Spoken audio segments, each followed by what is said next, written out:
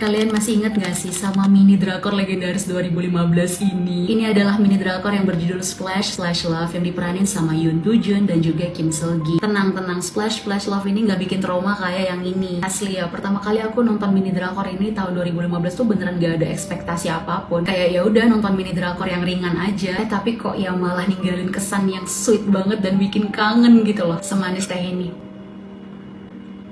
Jadi ceritanya itu tentang Jang Danbi, seorang anak SMA yang stres nih karena dia mau ujian masuk universitas. Si Danbi ini bukannya ikut ujian, tapi dia malah kabur ke sebuah taman. Nah di situ tuh pergolakan batinnya pun terjadi. Pas pikirannya lagi kalut itu, tiba-tiba dia ngedengerin kayak ada suara tabuhan gendang dari sebuah kubangan atau genangan air di taman itu. BTW situasinya emang lagi hujan ya, jadi si Danbi ini tuh hujan-hujanan. Di saat yang sama juga si Danbi kayak ngelihat ada pantulan dunia lain gitu di balik genangan air itu. Dan apa yang terjadi setelahnya? Betul, dia pun nyebur ke dalam genangan air itu. Lucunya adalah setelah dia nyebur itu, dia pun terdampar di latar waktunya Joseon, tepatnya di era Raja Sejong yang lagi melakukan ritual pemanggilan hujan. Orang-orang Joseon yang lihat Danbi pun kaget dong, ini manusia dari mana nih tiba-tiba muncul dengan kostum seragam anak SMA zaman modern, yang mana Joseon saat itu tuh masih pakai jubah, masih pakai topi, masih pakai sanggul. Danbi yang tadinya mau dibunbun akhirnya pun direkrut nih sama mereka. Dia berperan seolah dia itu ilmuwan dari masa depan. Di Joseon, keahlian matematika dasarnya Danbi ini justru diapresiasi sama raja. FYI, era Raja Joseon yang dipakai di sini adalah eranya Raja Sejong yang menciptakan Hangul, dan sekaligus era di mana sains itu berkembang. Oh iya, satu lagi nih, Jang Danbi di era Joseon ini namanya Jang Yongshil. Kalian masih ingat gak Jang Yongshil itu siapa? Betul, Jang Yongshil adalah ilmuwan yang paling jenius di era Joseon, sekaligus juga partnernya Raja Sejong dalam mengembangkan sains. Tapi jujur ya, walaupun di mini drakor ini ilmuwan Jang Yongshil dibikin versi cewek, eksekusi mini drakor ini tuh jenius banget kalau menurut aku. Karena faktanya mini drakor ini tuh sebenarnya adalah salah satu proyek web drama edukasi yang didanai oleh pemerintah Korea Selatan buat ngenalin sejarah sains dan matematika dengan cara yang fun. Makanya fokus ceritanya tuh keren banget pas bahas penemuan sains era Raja Sejong. Itu adalah cara pemerintah di sana buat ngedukung konten edukasi dibungkus pakai romcom yang super estetik dan gak kaku sama sekali. Karena kita tahu lah ya, kalau bahas sejarah itu pasti kesannya kayak kaku,